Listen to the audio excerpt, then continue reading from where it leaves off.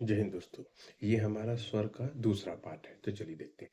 देखिए, जीभ के उच्चारण के आधार पर स्वर के भेद 3 हैं। मतलब जीभ का उच्चारण, जैसे जीभ हो गया तो कहाँ से उच्चारण होता है स्वरों का, तो उनके आधार पर 3 भेद है। पहला है अग्रस्वर। अग्रस्वर क्या है? जिनके उच्चारण में जीभ जीभ के अग्रभाग से हमें हलचल होती है। मतलब जिनके उच्चारण में, या ऐसे बोल सकते हैं कि जिनका उच्चारण जीभ के अग्रभाग से होता है, उनको अग्रस्वर कहते हैं। तो इसके उदाहरण जैसे ई, आप जैसे बोलिए ई, ई, ए या ऐ। जब आप ये बोलेंगे ना, तो ये जीभ के आगे पीछे वाला जो जीभ है ना, जीभ, तो जीभ का जो मध्य भाग है वो ऊपर चिपक जाएगा। ई, ई, ई, और आगे से आगे वाले से ध्वनि ई, ई, ए, ऐ, ऐ। ठीक है ना? तो ये अग्र अग्र स्वर हो गए।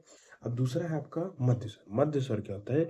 कि जिनके उच्चारण में जीभ का मध्य भाग में हलचल होती है, या कि जिनका उच्चारण जीभ के मध्य भाग से होती है। जैसे आप बोलिए आ, छोटा आ है। आ, आ, आ, आ, आ, आ, आ। तो ये पीछे वाला हिस्सा जो है वो स्थिर हो जाता है, और मध्य वाले से ये ध्वनि उठती है। ठीक है? तो ये आपका हो गया मध्य।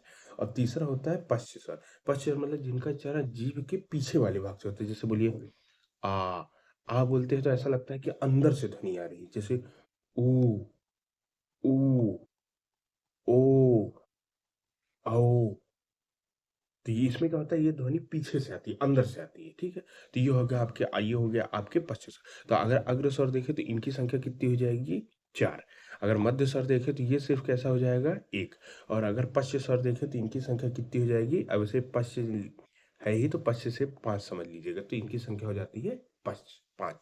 तो चलिए आगे स्वर के भेद देखते हैं। पहला हो गया जीभ के। अब दूसरा है ओष्ठाकृति। ओष्ठाकृति मतलब होता है होंठ की बनावट, कि जब आप बोलते हैं तो होंठ में किस प्रकार की आकृति बनती है। तो उसके आधार पर अगर हम स्वरों के भेद देखें, ओष्ठाकृति के आधार पर अगर हम स्वरों के भेद देखें, तो इनकी संख्या हो जाती है आपकी टोटल 2 प्रकार की। ओष्ठाकृति के आधार पर कितने? 2। कौन कौन से? एक होते हैं वृत्तमुखी, और दूसरा होता है आवृत्त। अब वृत्तमुखी क्या होता है? ये इसको हम लोग गोली स्वर बोलते हैं। जब आप बोलेंगे ना, तो होंठ का आकार गोला हो जाता है, लगभग गोल जैसा बन जाता है। जैसे जैसे आप बोलिए ऊ, ऊ। जब आप बोलेंगे ऊ, या ऊ, ओ, और औ।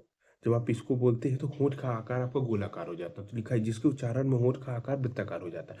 तो ऊ, ऊ देखिए, मेन है ऊ, ऊ। और जो ओ है ना, वो भी आपका आ और ऊ से मिलके बना है। ओ बना है ना, आ, और जो ओ है ये आ और ऊ से मिलके बना है, तो ऊ।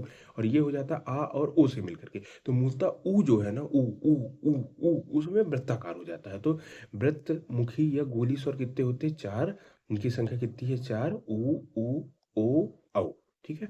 और आवृत्तमुखी या आगोली मतलब जिनके उच्चारण में होठ का आकार गोलाकार नहीं होता, इनकी फिर बाकी जो बच्चे वो सब आवृत्तमुखी। जैसे आप बोले आ में मुंह खुलता है, गोलाकार नहीं होता है।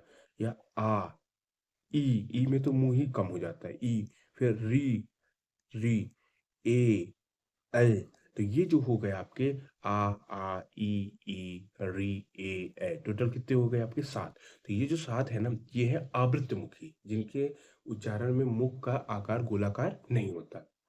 अगला हम स्वरों के भेद देखें तो हो जाते हैं मुख आकृति। मुख आकृति यानी मुख का आकार। आपका पूरा जो मुख है ना, मतलब जो पूरा मतलब होंठ से लेकर के अंदर तक का पूरा जो भाग है वो मुख कहलाता है। तो मुख की आकृति के, मुख की बनावट, मुख आकृति यानी मुख की बनावट के आधार पर अगर हम देखें तो इसके टोटल 4 भेद है। कितने? 4 भेद। अब अच्छे से, पहला है समवृत्त। समवृत्त स्वर। समवृत्त स्वर कहते हैं जिनके उच्चारण में लगभग पूरा मुंह, अब देखिए पूरा मुंह बंद हो जाएगा तो ध्वनि नहीं निकलेगी, तो इसीलिए है लगभग पूरा मुंह, मतलब थोड़ा सा खुला रहता है ध्वनि निकलने के लिए। अगर आप उंगली रख देंगे तो फिर मुंह बंद हो जाएगा, मुंह ध्वनि नहीं निकलेगी। ठीक है? तो जिनके उच्चारण में लगभग पूरा मुंह आपका बंद रहता है, जैसे आप बोलिए ई, ई, ई, ई, ई, ई, ई। जब आप ई बोलते हैं ना तो थोड़ा मुंह खुलता है, ई, ई, ई। बाकी अंदर का सिस्टम पूरा बंद रहता है। ठीक है? उसके बाद ई, या ऊ, ऊ, री। तो इसमें क्या है ना, ज्यादातर मुंह का हिस्सा बंद रहता है। तो ये जो आपके हो जाते हैं ई, ई, उ, ऊ, री, कितने? 5। तो ये जो 5 स्वर है ये है समृद्ध स्वर। इसके उच्चारण में मुंह का लगभग मुंह बंद रहता है। दूसरा होता है अर्ध समय। अब अर्ध में आधा मुंह बंद रहेगा, आधा मुंह बंद रहेगा, मतलब 60% बंद रहता है, ठीक है। अब जैसे आप इसका उच्चारण करेंगे तो ए, ओ, ए, ए में क्या होता है? जब आप ई बोल, देखिए जब ई बोलेंगे तो आगे का मुंह खुलता है और जीभ पीछे चिपक जाती है। ई, ई। जब ए बोलते हैं तो वो पीछे चिपकी हुई बात थोड़ा सा उठती है। ए, ओ, है ना? तो ये हो गया आपका अर्ध सम्र। 2 हो गया। अगर तीसरा देखें तो तीसरा होता है विविध स्वर। विविध स्वर में क्या होता है? मुंह, पूरा मुंह, लगभग पूरा मुंह आपका ये खुला रहता है। सबसे ज्यादा मुंह जैसे खुलता है आ बोलते हैं तो पूरे स्वरों के उच्चारण में सबसे ज्यादा अगर मुंह खुलता है तो आ। छोटा नहीं, छोटा में थोड़ा खुलता है, बड़ा में आ, है ना? तो ये हो गया। फिर है आपका अर्ध विविध स्वर। अर्ध विविध स्वर में क्या होता है? जिसको उच्चारण में आधा मुंह खुलता है। अब देखिए मैंने आपको बोला अर्ध समृद्ध में आधा मुंह बंद रहता है, तो वहाँ 60% बंद रहता है। और जब मैंने बोला अर्ध विभक्त में, तो ये 60% आपका मुंह खुलता है। जैसे आप बोलिए आ, ए, आओ, आओ, ठीक है ना? तो ये आपका हो जाता है जब आप बोलते हैं आ, ए, आओ, तो ये हो जाता है अर्ध विभक्ति, जिसके उच्चारण में आधा मुंह खुला रहता है। तो अगर विभक्ति की संख्या पूछे तो इनकी संख्या कितनी हो जाती है? ए। और अर्ध विभक्त की संख्या कितनी हो जाती है? 3। तो चलिए आगे आगे देखते हैं दोस्तों। आगे है हमारा व्यंजन। देखिए व्यंजन पहला तो आता है व्यंजन। व्यंजन वर्ण होते क्या? तो देखिए व्यंजन वर्ण वे होते जिनके उच्चारण में स्वरों की सहायता लेते हैं। मतलब व्यंजन वर्ण स्वरों की सहायता से बोले जाते हैं। जैसे मैं आपसे बोला का, तो का ना, का आधा आ से बना है का। मैंने बोला चा, गा। कुछ भी आप व्यंजन बोलेंगे तो उसमें पहले आधा व्यंजन वर्ण आता है, उसके बाद पूरा स्वर वर्ण आता है, आ आता है, ठीक है ना?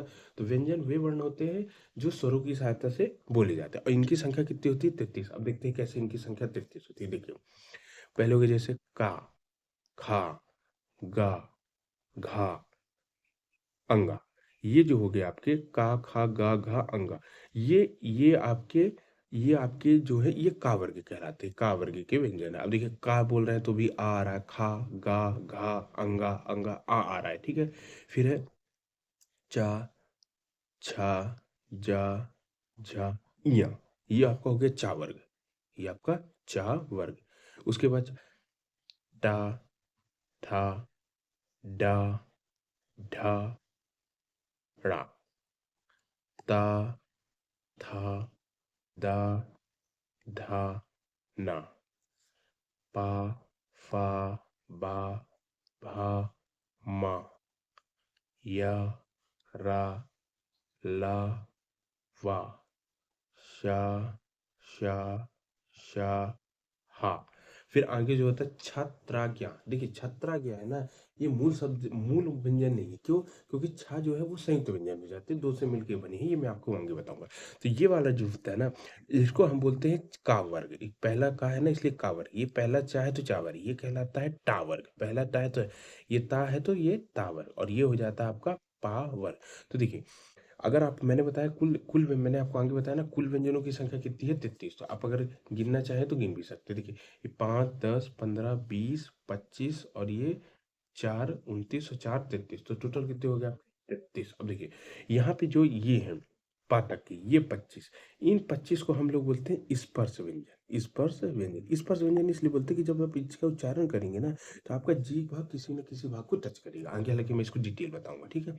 उसके बाद ये जो यार अलावा है ना, इसको हम लोग बोलते हैं अंतस्थ व्यंजन। अंतस्थ व्यंजन इसलिए क्योंकि इस इसका उच्चारण ये स्वरों की भांति होता है। इसके उच्चारण में आपका जो ध्वनि है वो अंदर से आती है, या फिर आप कह सकते हैं कि जो मुंह का आकार है वो सिकुड़ जाता है, ठीक है। अबाध गति से ध्वनि ध्वनि जो है वो पीछे से अबाध गति से आती है, स्वर की भांति से।